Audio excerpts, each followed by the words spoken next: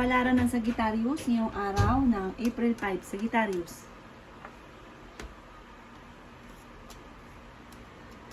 Sinasabi po dito na ating tarot card Sagittarius na i-release nyo kung ano nagpapabigat ng inyong kalooban. May bagong panimula na paparating. Marami kang mga kabiguan na pinagdadaanan. Yan, sabi rin po dito na merong hindi ganoon kagandahan na parang pagbabago. Marami kang takot sa inyong kalooban.